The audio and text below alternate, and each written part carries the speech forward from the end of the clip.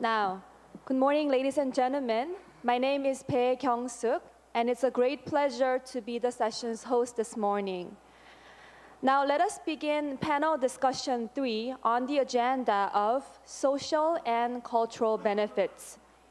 Each speaker is given 7 to 8 minutes for the presentation, and we cordially ask you to keep the time. Now, please take a look at the screen. As you see, you can share your questions and thoughts in real time during the conference. And for Twitter users, please tweet using the following hashtag.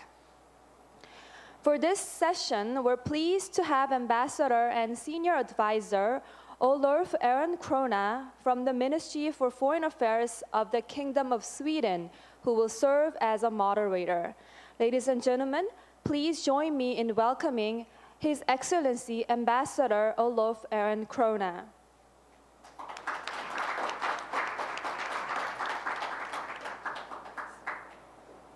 Thank you. Welcome to the panelists and welcome to the lead discussants. And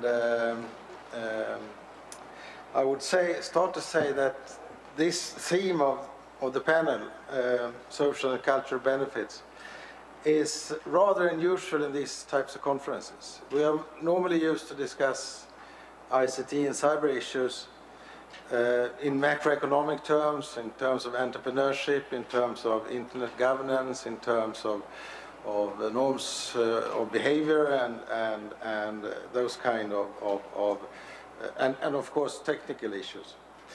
But many of the aspects that we are going to discuss here today, free flow of information, freedom of expression, are of course of significant importance to the social and cultural spheres of the society. The importance of the cyberspace as an arena for cultural activities is immense. Take, for example, the e-book. More e-books in the US today published than there are books in hardcover or pocket editions.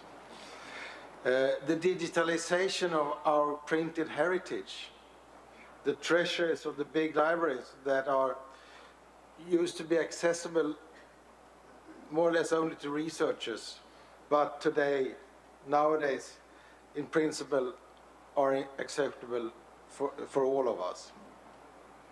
The explosion of music in our societies through streaming services like Spotify or iTunes. The art, and we have seen some spectacular examples here during this conference on how you can use ICT to create art and avant-garde art. And of course, the interaction of classical art and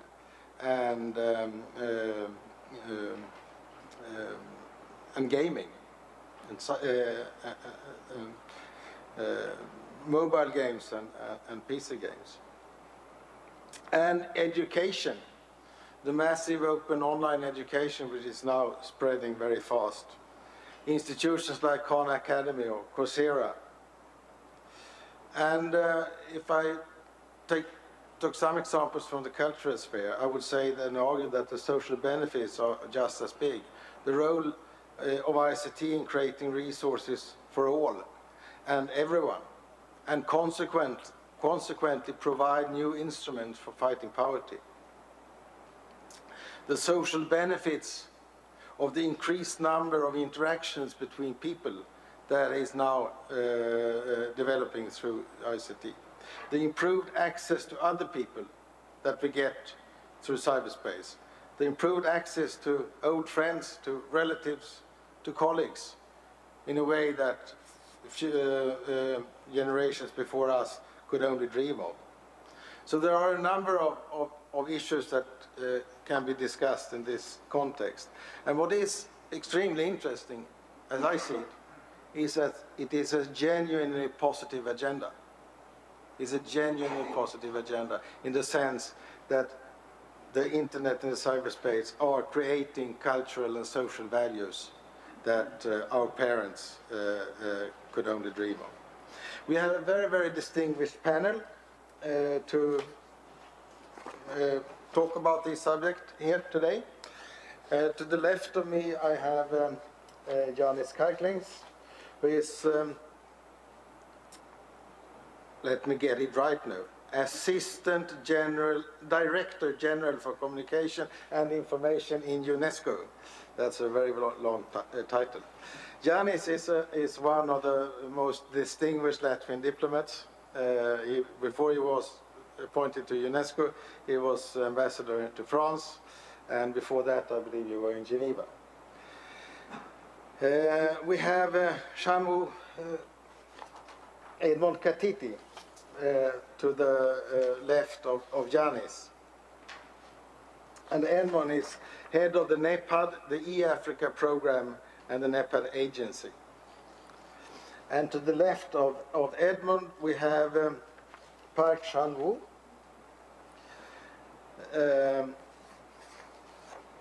who is Ministry of Security, from the Ministry of Security and Public Administration in Korea. And if I understand it right, you have also been president of the National Archives in your future life. Was that correct? No? Oh, okay. Then Google made a mistake here. But you have been president, you are currently vice president of the Ministry for Security and Public Administration. And you have been working at the Planning and Coordination Office in the Public Administration. And you are now acting chairman of the Appeals Commission of the MOSPA as well. Tang Xiaosheng, who is vice president and chief private officer of Beijing Keo Technology Company Limited.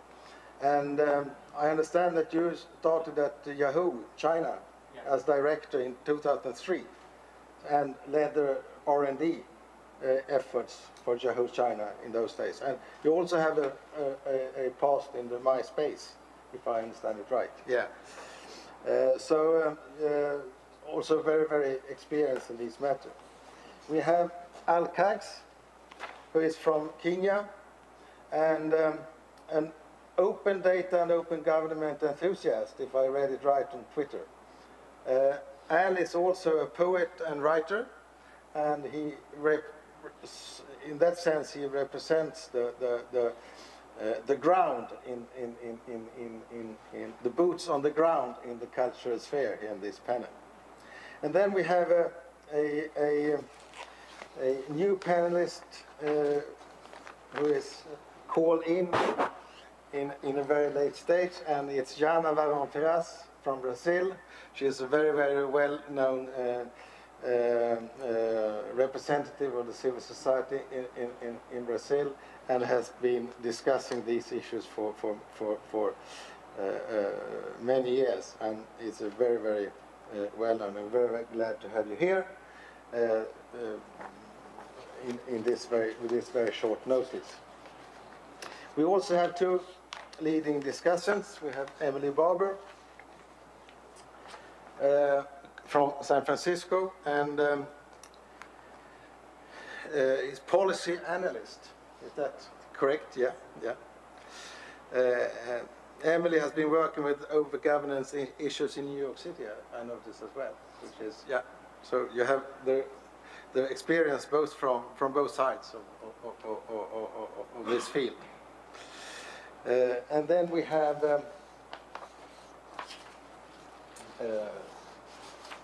I have to find my papers here.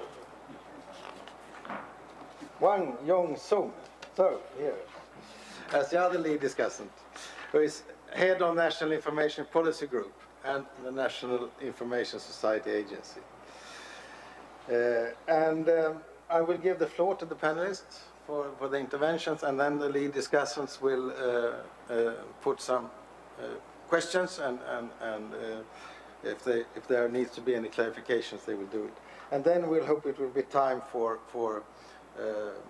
Q's and A's from the floor. So I will start with leaving the floor to Janice, please.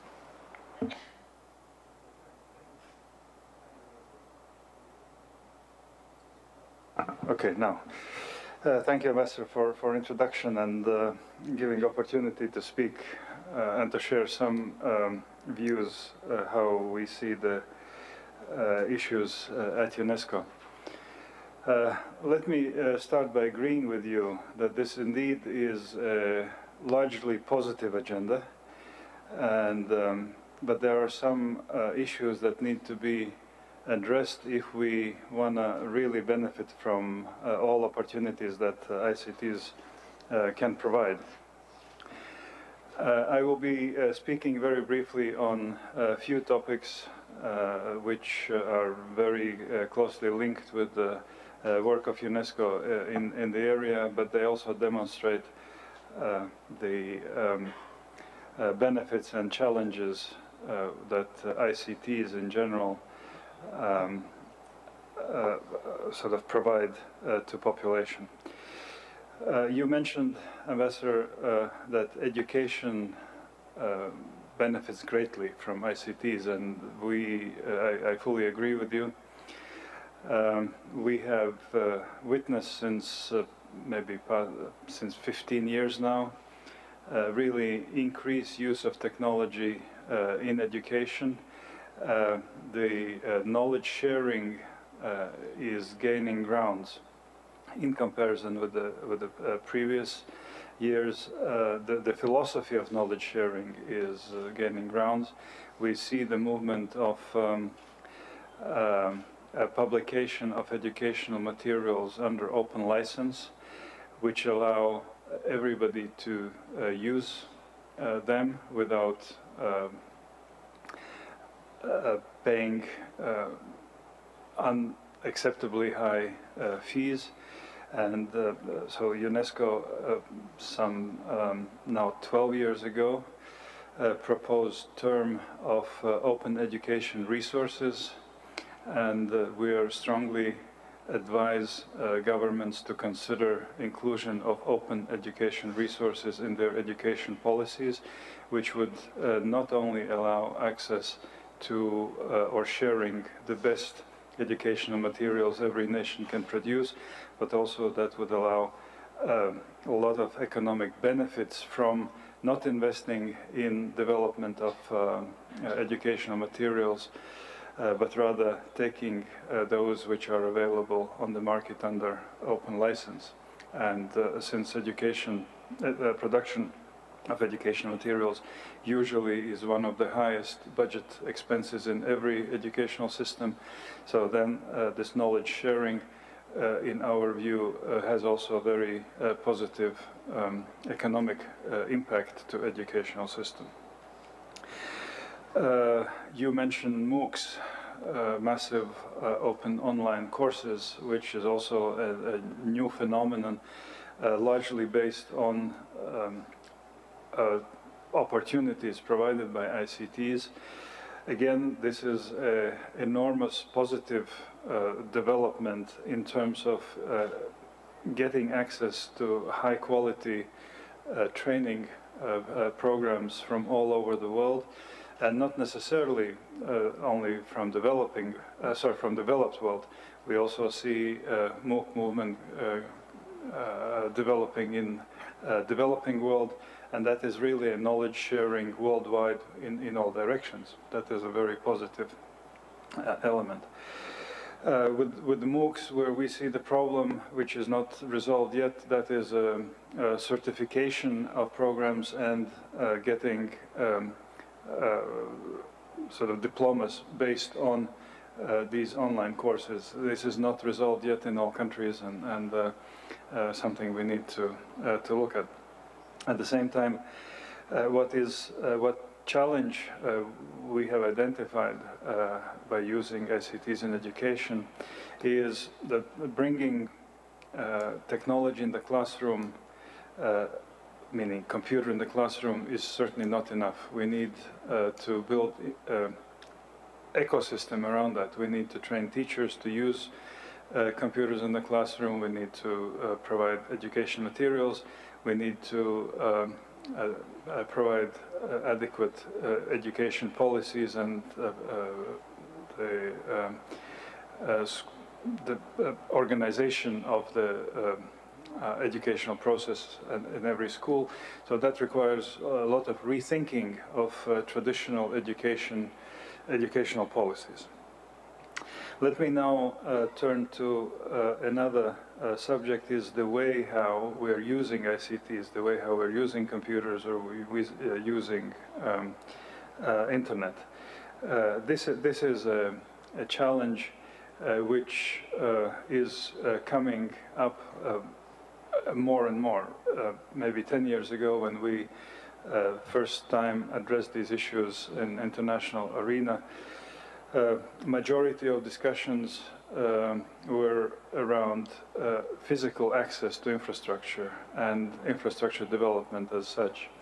Today, we see that this international debate is shifting from questions of access to questions of actual use of internet. And therefore, issue of literate use of internet by everybody is very important. When I say literate use of internet, I mean well-informed and formally educated use of internet. And here we can see that in majority cases today, the first contact with technology is spontaneous. The first advice comes from may come not from one who really knows and is a literate internet or computer user, but comes from somebody who happens to be next to you and then help you. Media information literacy, as we define it at UNESCO, is not really taught widely at schools, and we think that this is the first precondition to have a good and formal education on information and media literacy, and that we think that through education the use of internet will be literate and the misuse will be minimized through educated or literate use of internet. And finally, I would like maybe to touch very briefly on one challenge as we see. You mentioned those huge benefits we have from access to cultural treasures through internet. Indeed, governments are investing millions and maybe billions in the digitization process, but we know that our understanding or knowledge about long-term preservation of digital information is very, very limited. We certainly know how to preserve information for maybe 5 to 10 years, but if we look on the horizon of 30 to 50 years, I must tell you that this is a big challenge. And what we're risking to have digital amnesia, loss of digital memory very soon. Just to give you an example, 20 years ago, all of us, we used WordPerfect. All of us had computers with those floppy disks. Today, neither WordPerfect nor computers with the floppy disk readers are available. So everything which was stored on, or produced in that format basically is gone. And we see that technology is changing very fast. The operating systems are changing, software is changing, hardware is changing, and these are just the formal small things. But if you think in a broader sense, that is a challenge which I would like to propose for discussion today. Thank you. Thank you very much. Open source, that we'll come back to that, because you have both the open source community to take care of and the IPR community to take care of, and their interests are not always the same. we'll come back to that, I hope. The qualified use, the qualifications when using the internet, internet literacy is of course also a very, very big subject. And I'm glad that you brought up the question of preservation of digital material, which is something that worries us in my country quite a lot, actually. Now, Edwin, I will give the floor to you, please. Thank you. As my introduction was made, I head the ICT unit of the NEPAD agency. Let me first talk about what the NEPAD agency is. The term NEPAD, or abbreviation NEPAD, stands for the New Partnership for Africa's Development.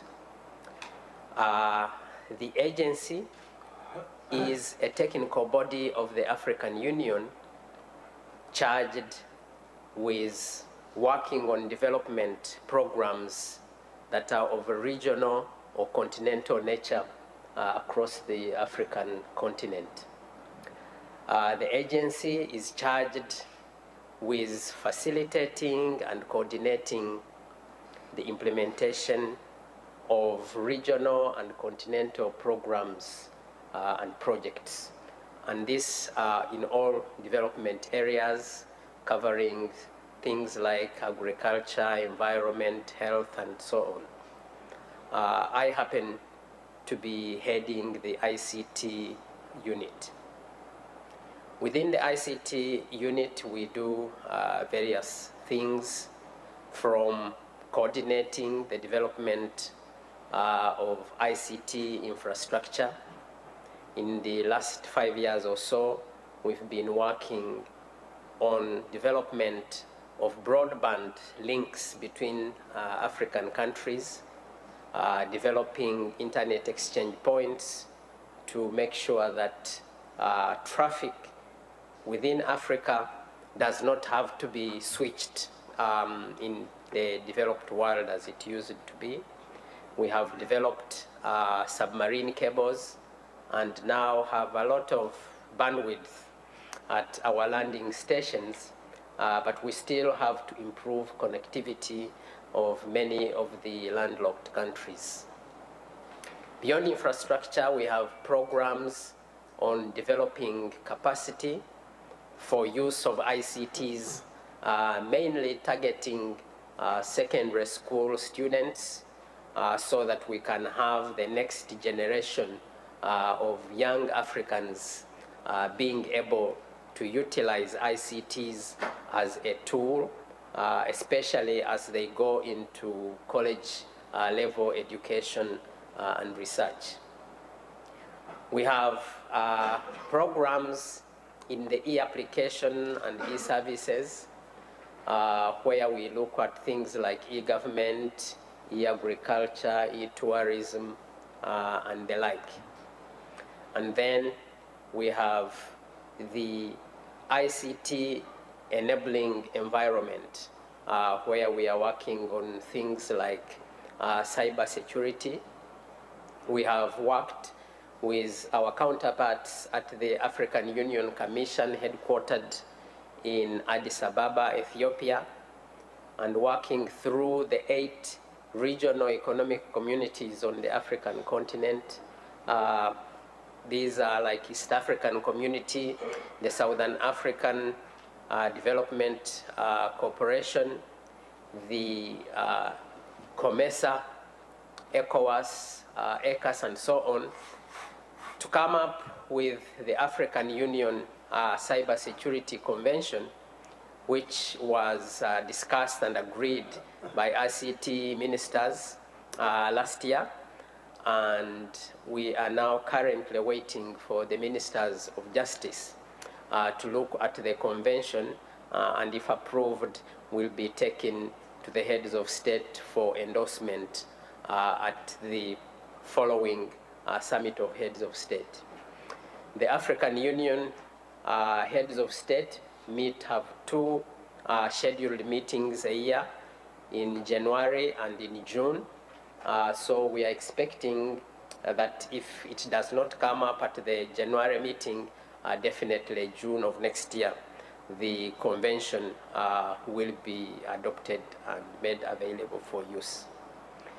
But in the enabling environment and governance area, we are also working on internet governance issues through the Global Internet Governance Forum. We have an African Internet Governance Forum, regional forums, and also forums at member state level. So we are working to increase the uptake of ICTs across the continent, but also to give access to more and more Africans so that they can use the cyberspace for benefit of the various areas that they are involved in. We are doing this through schools, through communities, through engagement with governments, and our work as a facilitating body, we work through private sector companies, particularly in ICT, because ICT is mainly driven by private sector companies who implement the solutions at the member state level. But we also work with civil society organizations, especially in the areas of governance, and we work also with development partners. A case in point is when the Cybersecurity Convention is adopted, we need to work with development partner assistance to develop capacity of our institutions that are going to be involved in the actual transposition of this convention at the state level through legislation, but also with the stakeholders who make it effective, the security agencies, the investigative arms, the legal systems, so that we can give the effect to the Cybersecurity Convention. Chairman, I think I will stop there for now, and we'll join the discussion later. Thank you. Everyone who has followed the development in Africa is, of course, very fascinated of the development, and I think Africa is very much illustrating the transformation now from access to the access of content. And of course, Africa will be very interesting to see how will one be able to develop programming and software capacity to adapt it to local culture and local languages. And I think this is will be one of the most challenging and interesting things to follow the coming years, actually. And it has been such a positive development with ICT in Africa, so it will be not at least in these fields. So now I will leave the floor to Park Chang-woo, Vice Minister, please.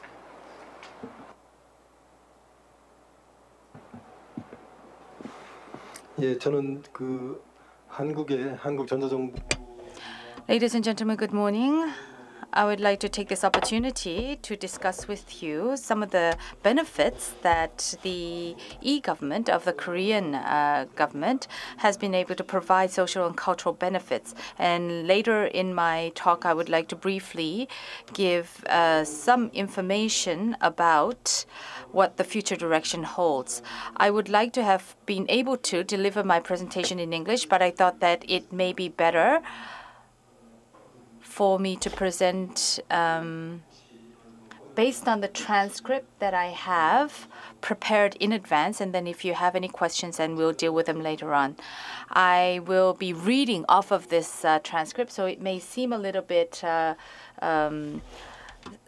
too formal, but please, I would like to ask for your kind understanding. It's Korea's e-government has offered to Korean people, and also I'll introduce Government 3.0 strategies aiming to accomplish national development and people's happiness through cooperation among central government, local governments, and citizens.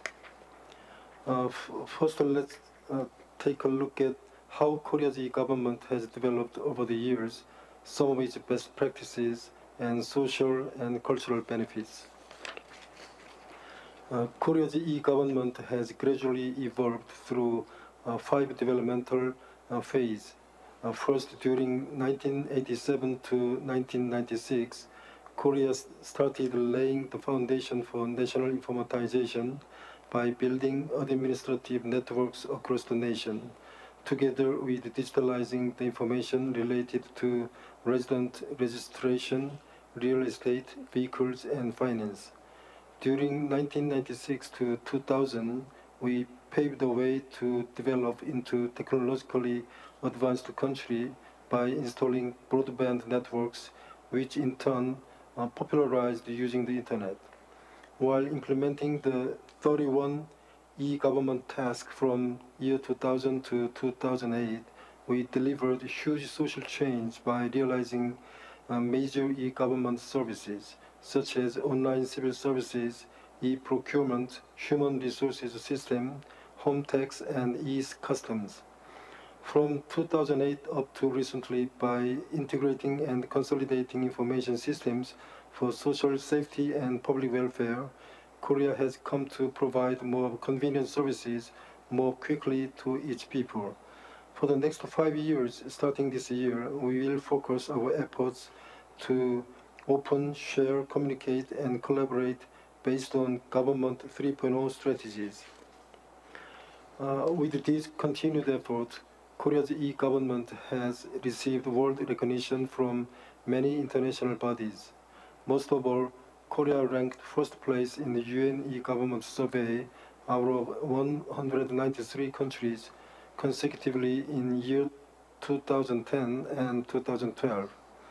The Immigration Service System and Information Network Villages, named INVIL, received the UN Public Service Award, while Home Tax System for online tax report and e-people, the online petition and discussion portal, have been selected as best practices. Also, KIPONET for intellectual property, CONEPS for e-procurements have become international standards. Now let me introduce some of best practices of Korea's e-government. First, an online portal for civil services. In the past, you had to visit public office and go through 4 steps just to issue one official document. Now, anytime and anywhere, you can issue immediately by making an application online. Currently, you can apply for about 4,000 types of civil services online, and 10 million people are using portal more than 120 million times a year. Korea runs the People's Online Petition and Discussion Portal, named e-People, to capture citizens' voices, as well as to promote their participation in policymaking process. 신문고, the Korean name of the e-People, is a system of handling complaints against the government during the Joseon dynasty, was the first step toward giving the people a say in government affairs. E-People is a communication channel between administrative agencies and citizens, where one can make administrative appeals, petitions, policy proposals, and report on corruption, and have discussion on policies. Each year, we handle around 1.4 million cases of civil complaints and policy proposals. While Korea's e-government received world recognition from all over the world, still there exists digital divide between urban and rural areas. To narrow such a gap, we created Basic Plan for Information Network Villages, named INVIL, in 2001, and have been operating 361 information network villages across the nation since. INVIL offers informatization programs for residents in farming and fishing villages, like giving computer training sessions, supplying PCs. It also supports online commerce that can help to boost villages' economy. As you can see on the slide, running INVIL has improved levels of informatization, with 66% of senior citizens in farming and fishing areas using internet, and the annual e-commerce transaction reaching $420 million in these regions. There are more than 1,000 e-government services currently operating. Now I'd like to present social and cultural benefits earned from e-government. First of all, it has brought fundamental changes in the way of providing civil services. All the ways of using physical means like visiting public offices and submitting paper documents are gone, and now one can fulfill all his civil service needs on the internet anytime, anywhere. For instance, about 85% of tax report is electronically done through the e-tax system. The volume of e-procurement in government agencies amount to $6.4 billion per year.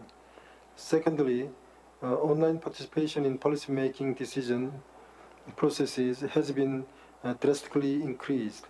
The number of online participation in the policymaking process has increased to 1.3 million, about 80 times higher than that of year 2006. In addition, filing of everyday complaints using smartphones has increased 18% of total civil appeals. Finally, e-government has been greatly helpful to narrow the digital divide. E-government can be considered as a very important means in socially and culturally benefiting people, given that internet access has risen from 9% to 66% among the information poor residents in rural areas. Next, I'd like to present Korea's new government innovation strategy called Government 3.0. This is the time to resolve the national and social issues and to overcome the limitation of development in Korea. Externally, the problems are usually caused by the mismatch between economic development and its beneficiaries. Also, by low birth rates, limitation of development paradigm, and the social issues that are getting complex. Within the government, the largest cause is the invisible barriers that make it difficult to collaborate among central ministries, between central and the local governments, and between government and its people. Public data stored only in the closet in the government makes it difficult to add value for general public, and also this raises issues on government's transparency. The government attitude toward communicating with people is one-sided in most cases. This limits citizens' participation in policymaking. Through e-government offers various convenient services, without transparency and participation, we cannot resolve these national and social issues fundamentally. This is why we initiated Government 3.0. Government 3.0 is a new paradigm for government operation to promote active opening and sharing of public information and removal of barriers existing among government agencies, central government and local government, and government agencies and people for better collaboration. Government 3.0's core values are to open, to share, to communicate, and to collaborate. To achieve these, we will open public information and data, disclose original documents, build a system for collaboration and communication, realize customized services for citizens, switch e-government to cloud computing-based systems, and utilize big data in administration. Through these means, we will enlarge people's participation in policymaking, realize people-oriented administration, grow collaboration among government, municipalities, and citizens, innovate government and administrative processes, recreate the value of public data, and resolve conflicts between stakeholders. As a result, our government will turn into a transparent government, competent government, and service-oriented government.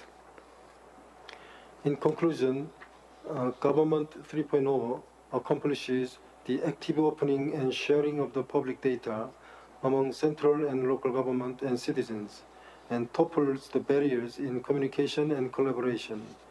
We offer customized services for citizens, create new job opportunities and businesses, and enlarge the opportunity of participation in policymaking process. Based on that, I hope that social and cultural benefits will be extended through the Government 3.0 strategies. I believe that Government 3.0 is a practical model for enhancing public service delivery through whole-of-government cooperation framework based on information technology applied across the government. Finally, I hope Korea can share its e-government experiences with the world and mutually cooperate for better delivery of e-government. Thank you for your attention. Thank you very much. Thank you. I'm sure you can share this your experiences. In fact, Korea might be one of the best examples on how you use technology and modern technology in order to increase the participatory democracy and develop democratic procedures. It's of course an absolutely amazing journey that Korea has done the last decades, combining the technological change with political change, and I think that it's really worth studying for all of us. And the e-government in Korea is, as I've seen it, one of the most advanced in the world, as you are in most aspects of ICT today. I happened to be born 1951, when Korea was a rather different country, one of the poorest countries of the world, actually. And today, to see what has happened is absolutely mind-boggling. Thank you for that. Now, Mr. Tang Xiaocheng, please. Yeah, you know, in the past 10 years, I worked for Yahoo, then MySpace, and now Qihoo 360. And the internet business, from the traditional portal business to BBS to search engine, and now it's the social media. You know, in China, there is a very big social media called Weibo. It's a Twitter-like business. Now it's already have hundreds, millions of users. And also, actually, in the past several years, we saw some the negative impact of this kind of social media. I have a slide here. Would you please play it? Okay, so the first is there are some phishing. First topic is about phishing. You know, phishing is a targeted attack that the purpose is to get money from somebody, and it happens not only in social media, but social media is one of the most important phishing place. That somebody, the attacker, that sends some phishing links to a person via the personal message or a public message, and if yeah, and okay, this is a tradition, the typical phishing page, and it might be a lucky draw phishing. It might be somebody that just contact you, ask you to have a coffee or have a dinner with her in some place. It's also could be a Trojan attack, that for a link that could be download a Trojan. And the second is the cyberbullying. You know, Fanny Xu is a famous star movie of Hong Kong, and she closed her Weibo account last year just because of the cyberbullying. Because on the beginning, Shelley Xu is a porn star, and it's about 10 or some more years ago. But now she is a famous movie star. But when she opened the Weibo account, she got a lot of attack, for personal attack, on this topic. And finally, she closed her Weibo account. And is the digital welfare, I mean the rumors. And this kind of welfare in the social media could kill people, or even could have threat to the government. And in the past several months, the China government began to do something to try to manage the rumors in the social media. And some famous people that was put to jail. And also, even in China, this have some debates on this. But how to control the rumors in the social media still a very big challenge, because for most of people, they do not have the ability to distinguish what is true and what is not true. It might be somebody need to take the responsibility to distinguish the truth and the rumors. It might be the social media operator, and it might be some government. And also social engineering. In fact, what Mr. Olaf did is a kind of social engineering. It just to Google all the information of the speakers through the internet is a kind of information collection.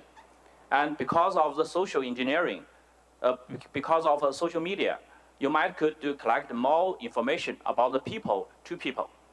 You could find that what is the relatives, and we see the former colleagues, and what is through this kind of connection between peoples and the information, we make to figure out some important information. Because if you could get some information of the birthday, the birth location, and the name, you might could do some password attacking by try the combination of this information. Because most of people, they just use a simple password. That's a combination of this kind of information. And also, there is a 1.5 billion records of the social engineering database. That was information that was stolen from the website by hackers. And somebody to do the consolidation of this information and generate this kind of social engineering database. It could be attacking tools. And the responsibility of the social media would be they need to do some URL security checking, try to prevent the Trojan attacking, the phishing attacking, and also they need to do the content detection. Is to detect the spammers, the cyberbullying attacks, and and also for the digital welfare detection. And if they do not have this kind of ability, they might need to work with some internet security company to do this. It's based on the big data analysis to do these kind of things. And also, there are privacy issues of social media. In the world, the different countries have the different regulatory on this. I know that for US, Australia, Hong Kong, and the European Union, they have the well managed of the user privacy. But in other countries, including China, the user privacy still, a lot of laws include some terms on user privacy, but there is not a privacy act to users. There are some basic guideline might be for all the social media need to follow. The first is notification. That means the user has the right to know what kind of information that the social media will collect and how to use it. User should be aware of this. Second one is that the minimal user information collected. For the social media, they just need to collect what's the information that is useful for their business. It's not to collect all the user information. And the third is the right to say no. The user should have the right to say no to the user information collection.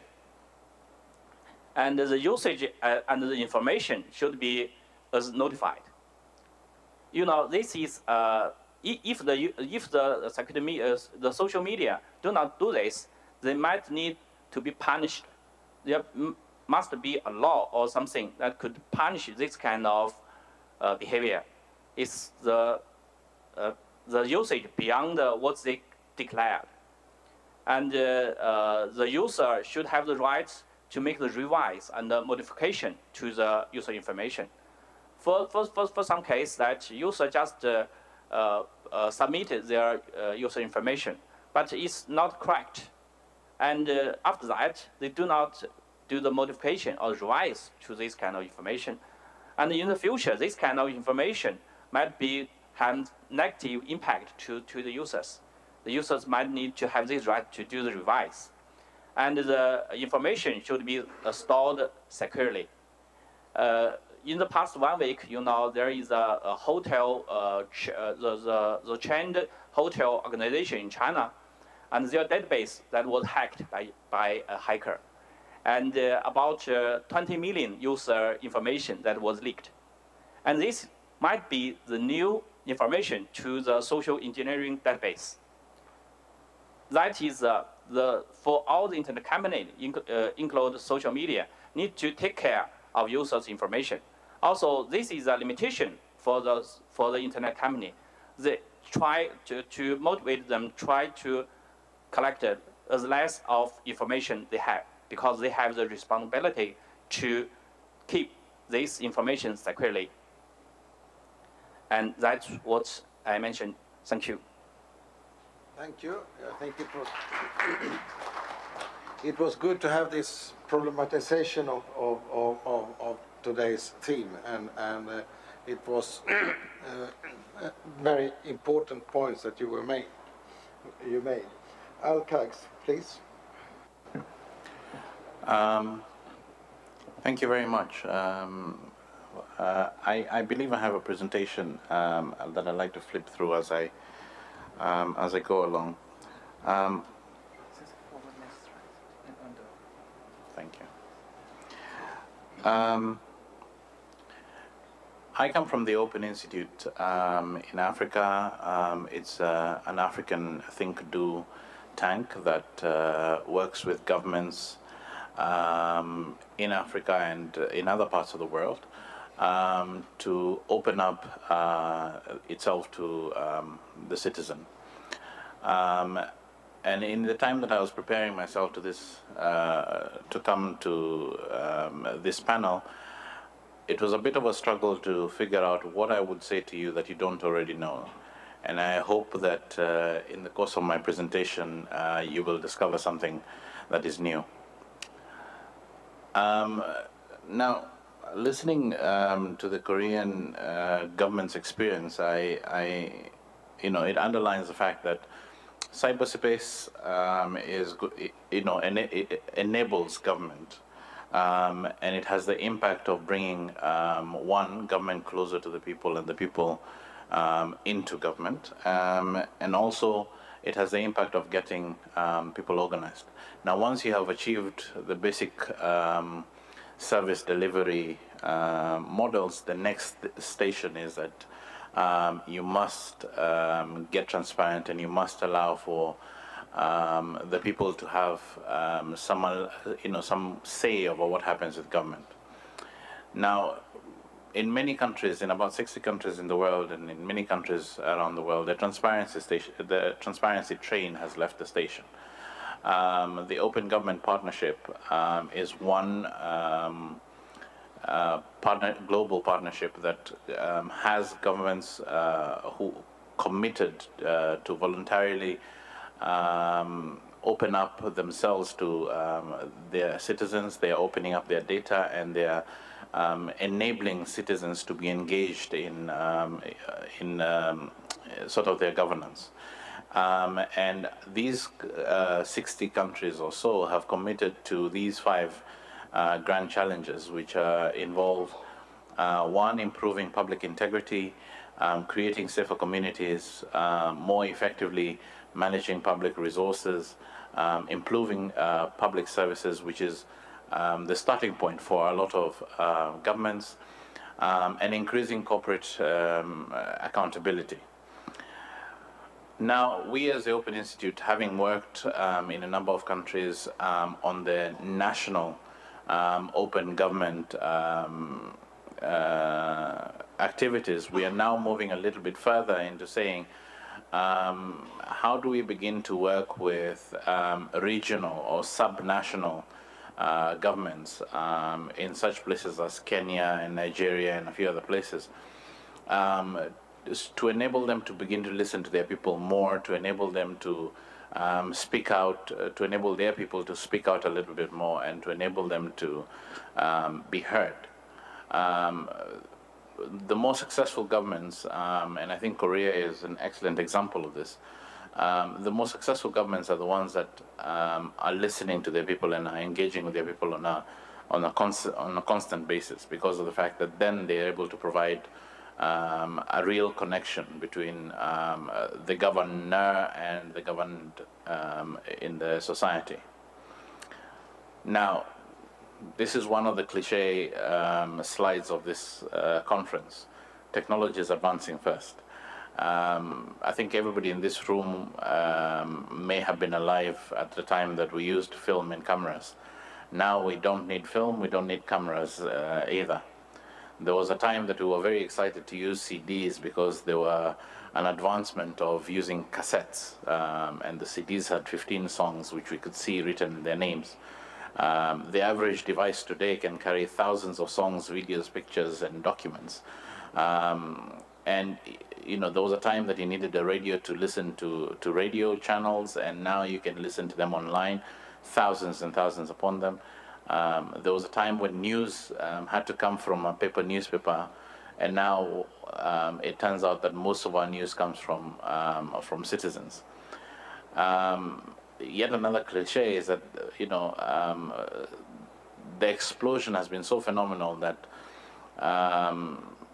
you know, we have more email accounts than there are people in China, and we have almost as many people on Facebook as there are in China. You know, which is an important thing in terms of figuring out how citizens then begin to talk to each other. Within the internet, then people are beginning to organize themselves. The image that you have before you is of, if I say the word Egypt, everyone knows what I'm talking about. And it has begun to enable people to organize themselves, to understand what they want collectively, and to be able to begin to communicate with their governments. The big question then is whether the governments has organized itself to begin to listen. Now, if you look at such things as the process of legislation within the internet space, it's very slow. And sometimes it is embroiled in a lot of talk shops and in a lot of studies and stuff that sometimes do not involve the actual grassroots. And as a result of that, we have a disconnect between what, where the people at the grassroots are and where the people in government are. So you'll find that in such questions as freedom of information and data privacy, domain level management, cybercrime and versus censorship, the government tech-enabled commerce versus national regulations. And here I can talk about a situation in my own country where there was a huge mobile explosion. We started using mobile money, and it became very, very successful, and mobile banking. And it took about 8 to 10 years before the government could actually begin to figure out what to do in terms of regulation of that particular industry. Those 8 to 10 years represent a lag in terms of a disconnect that you consistently experience among governments and their citizens around the world. And finally, you've got the issues of citizen engagement versus government, where you need, as I've been saying, to bring the grassroots onto the table to deal with governance. So the one thing that I wanted to sort of leave you with is that the internet has already proven itself as a hub for innovation. And within the issues that we are thinking about here, cybercrime, you know, developing safeguards for responsible use for the internet and so on, the question would be, can we begin to go back to the citizen and go back to the grassroots to see whether we can find a solution for the challenges that we're having with responsible use of the internet, which my colleague here has sort of enumerated in detail. In Nigeria, for example, there was an attempt at one point to build something called Yopedia, which basically crowdsources information on internet malpractice and creates keywords that are used in phishing emails and that sort of thing. And these might become, over time, very useful to software companies and to social media organizations to know how to sort of filter spam better and to manage the situation. In other places, you're finding that now governments are beginning to build interesting applications that are citizen-facing. And if you check out, for example, things like government GitHub, you're beginning to find very interesting applications that are being developed and very interesting code that is being developed for purposes of ensuring that citizens can engage with government on a more regular basis. Our belief at the Open Institute is that the true solution will come from the grassroots. And all we have to do as the people within the governance of the internet, all we have to do better is to listen a little bit more. Thank you very much. Thank you. The role of the grassroots is, of course, extremely interesting when we are entering a phase in the internet where everyone is linked in. And of course, if you add to this the Internet of Things, having 50 billion devices on the net in a few years, will that change the way that the grassroots can work on the internet? The governments, that's an interesting issue. Joanna is now our last panelist. We often say that human rights offline shall also be applicable online. One of those who really does this in practice is Joanna from Rio de Janeiro. And from the Center for Technology and Society from Getúlio Vargas Foundation, CTS FGV. Yeah. Thank you all of you for having me here. I'm sorry it was last time arrangement, so I don't have a presentation, don't have much data, but I'll bring some stories that I hope it helps to fit the discussion here. So, of course, internet has opened us for a total new array of interactions and creative processes. It opens space for alternative business models, allowing direct interactions with artists, creators, and consumers of cultural goods. And in Brazil, we have very vivid experiences with that. We are even crowdsourcing initiatives for investigative journalism, as the media the traditional media is in crisis, so the internet is even being used for that. And it also enables opportunities for access and production of knowledge in a way that was never experienced before, of course in conflict of the intermediaries, old intermediaries that are still attached to old business models. But in Brazil, that was perceived very early in the 2003, during the administration of the ministry Gilberto Gil, former ministry, who was also a singer, very known singer worldwide. And he acknowledged the importance of the digital culture and the strategic part of it for the development for the social development in Brazil. And as that, he built a platform for digital culture, debates, a community to be debating the digital culture. And this platform lately has been used for participative processes, for drafting legislation in the country. So that's the example that we have with our civil rights-based framework for the internet. It's like a constitution for the internet in Brazil that establishes rights and principles for internet users and for intermediaries and so on. And it was built through participative processes online and offline in this platform that was built and fostered as a community by the Ministry of Culture.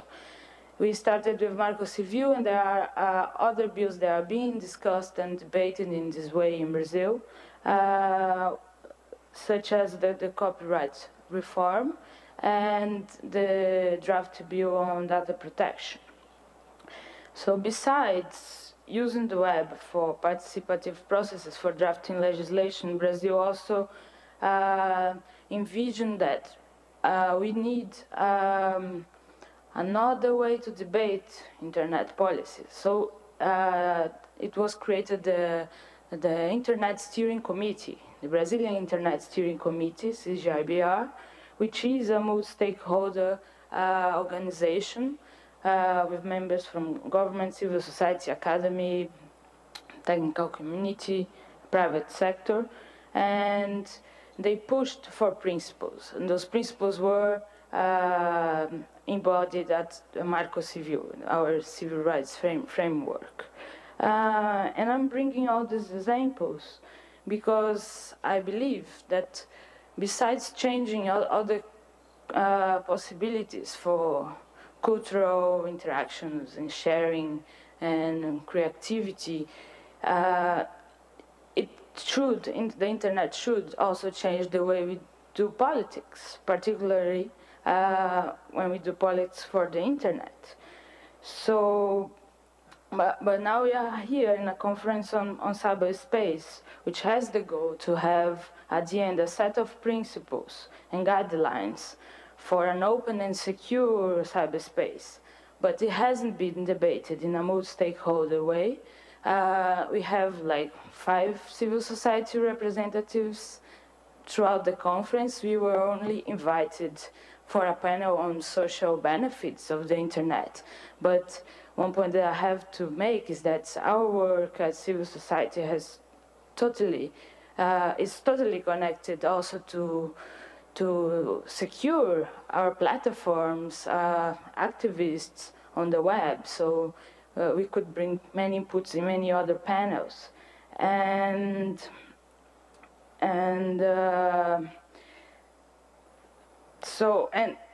it's just you can say it's just a declaration of principles.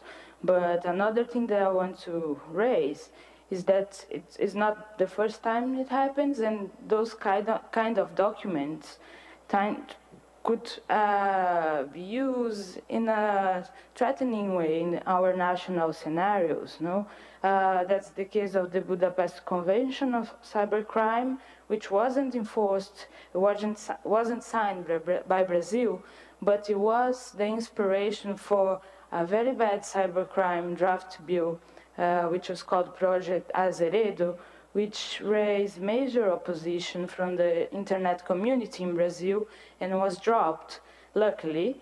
And then it inspired our proposal for a civil rights framework instead of debating things on the criminal sphere. So that was a lucky example, but sometimes that luck is not good, and international documents can be used in a better way, and we have very bad outcomes. And in that point, I would like to remember the example of Aaron Schwartz. He was an activist that fought for access to knowledge, a developer, and among many other things that he did, he developed the web feed format RSS, which until now for me is the main tool that I use to compile news from different sources in the web and to be updated on the issues that I want to know instead of going only to one single portal. So he faced a disproportional prosecution under a computer fraud Act under cybercrimes provision, and at the end he committed suicide. So we lost that very vivid developer because of provisions that were in the U.S. law and that doesn't consider how the other aspect. We have the other aspect of hacking and developing, and this very subtle aspect could even threat what we want to protect, which is the openness and secure of the network. So just to finish my speech, it might sound a bit cliche because multi-stakeholderism, the term has been used in all the forums and everywhere and for all kinds of people with all backgrounds and political wills.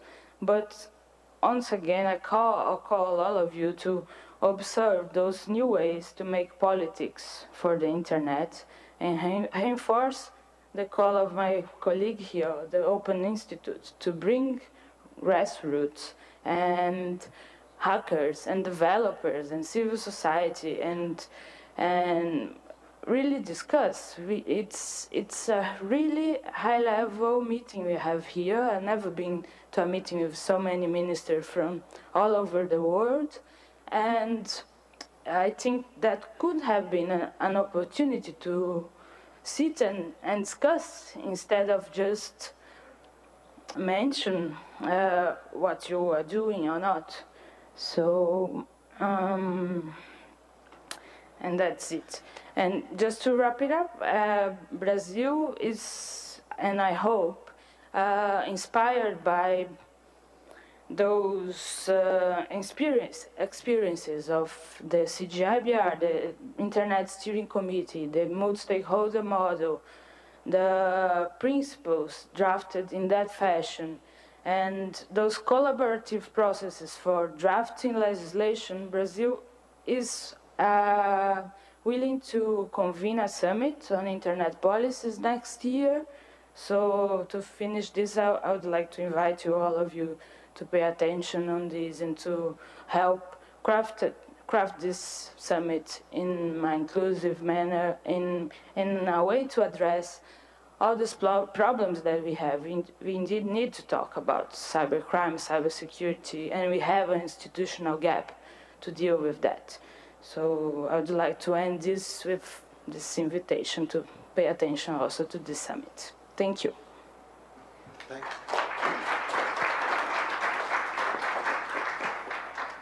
Thank you for this very noteworthy remark, and I can confirm that from my own country that we have had a very, very vibrant and positive exchange of views with the civil society when we had done some crucial legislation, and I'm quite sure that we will see the same pattern, or we already see the same pattern in the international dialogue, and it was a very interesting initiative coming from the civil society this summer, actually, on principles for legislation on surveillance and intelligence gathering. So I think there is a dialogue going on. Of course, the patterns are somewhat different with regard to the different conferences, but I think in general we are having a very favorable situation discussing cyber issues because we have a very active civil society and a civil society which is present all over the world in practice, and that makes it of course it is very favorable with regard to the development of the cyberspace and issues. I will now let the discussants make their remarks. We are allowed to have 10 minutes more, so we can finalize this 10:40. But I will be very pleased to have the possibilities to actually to get some space for question and answers from the floor. Please.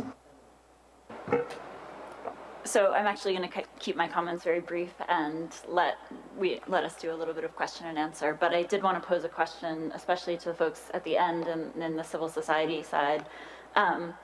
Many of the social and cultural benefits that we've just discussed, including art, culture, education, social engagement, are flowing from civil society and from end users using the internet in creative ways. And that includes, the free flow of information, the sharing of ideas. And I'm just curious if you could talk a little bit more about how the participation of civil society in internet policy-making processes can help to encourage the full benefits of the internet are realized.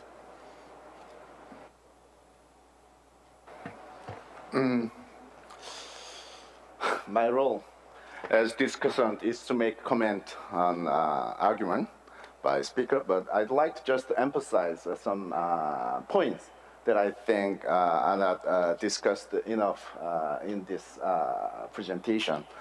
One is about quality of content or quality of service. So in terms of quantity, there are huge amount of contents available, freely available to anyone. But when we turn to quality, then many people, many countries, and many languages have a problem in using high quality content. So we need effort anyway to enable all humankind to all humankind can access to high quality service and content. The other one is social capital. I think social capital is quite important in realizing social and cultural benefit in cyberspace.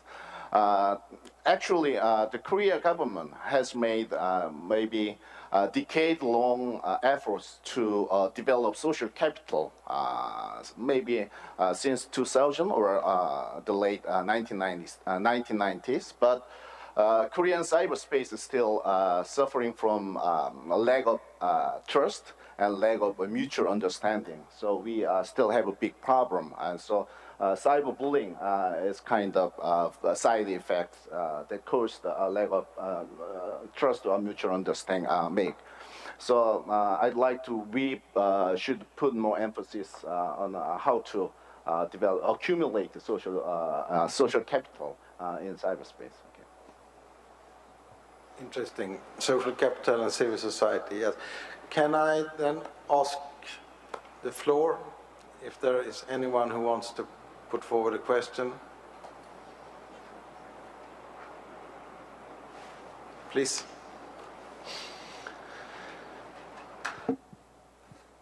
Hi, my name is Haewon. I'm from Korea Internet and Security Agency. I would like to thank all the panelists for insightful remarks. Though my question is open for all the panelists, I would like to ask Mr. Yanis. I want to know if what kind of methodology that UNESCO is using to measure the impact of technology on education. As you mentioned, it is very important and it is very influencing, but just bringing the technology in the classroom is not enough. And I want to know if all the measurement of the impact of technology in education is based on test scores, or is there any other measurement that embraces other psychological or social factors? That was a very concrete question. I will give you the opportunity to answer. Anyone else from the floor who wants to raise a question?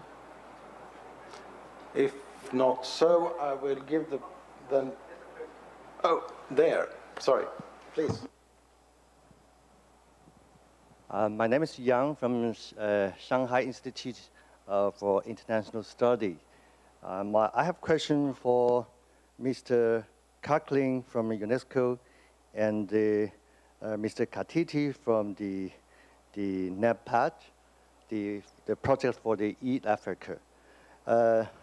I think there's the creation of the appliance of the ICT helps people to share the achievement of the ICT and enjoy the e-life nowadays.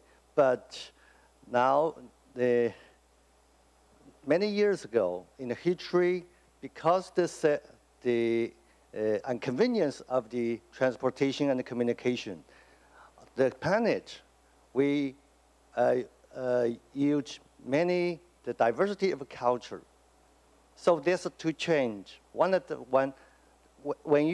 The trend of technology to give us to help people to enjoy the e-life, ICT, the achievements.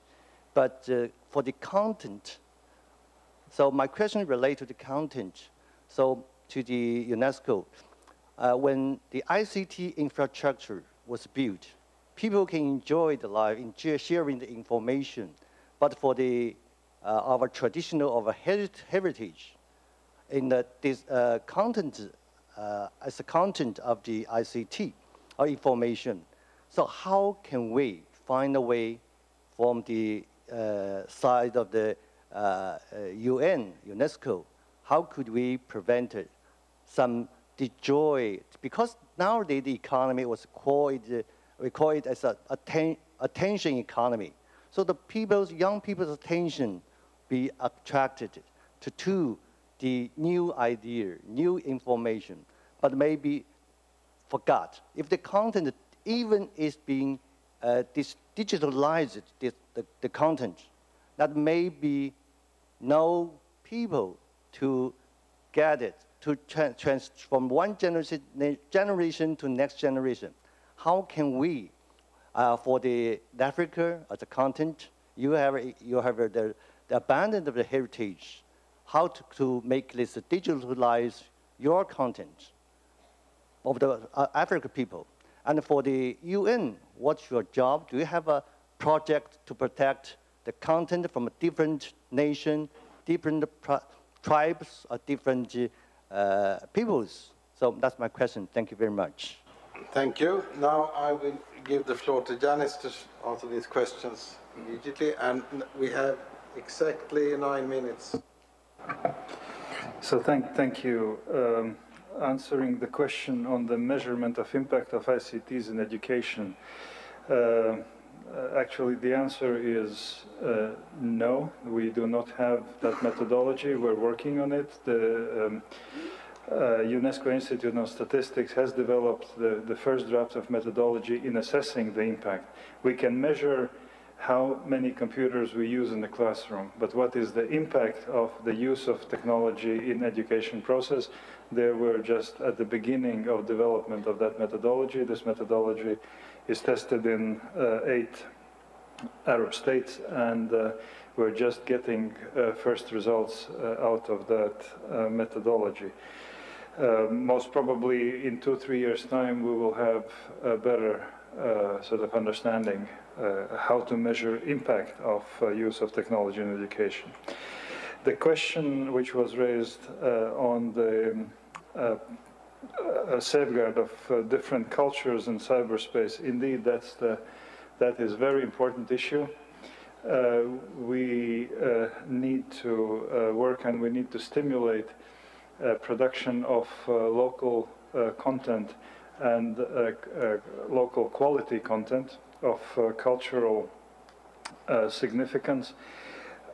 This is, of course, an issue for each government to take necessary measures to stimulate that local content production. We looked at a couple of years ago in a joint study of OECD, ISOC and UNESCO on the economic aspects of local content production, with the aim to see whether there is any economic incentive for the government to invest in local content production. And the study clearly showed that that is important element, and government. There is also a very direct correlation between the volume of local content available on local internet infrastructure and the access price that local internet users are paying for that, and this correlation is positive. So important issue, need to work on that more. Thank you. Anyone who wants to take the question about social capital? Thanks. Let me first touch on something that Emily raised about the involvement of civil society organizations in internet governance. In the African context, when we started our internet governance forums, we discovered that in Eastern Africa and West Africa, there were already grassroots efforts, and there were many national forums and regional forums. So we got involved in the working in the development of an internet governance forum in Southern Africa. And we did this with the involvement of civil society organizations, the Association for Progressive Communication, or CISA, which is the Open Society Initiative in Southern Africa. And we ran the Southern Africa Internet Governance Forum jointly with them, and we are working closely with them to develop national internet governance forums. On the issue of content from Mr. Huang of Shanghai, this is an important issue, and the access to technology is really making a very big difference in tackling these issues. In Africa, most of the history and culture was conveyed mainly in an oral fashion from one generation to another.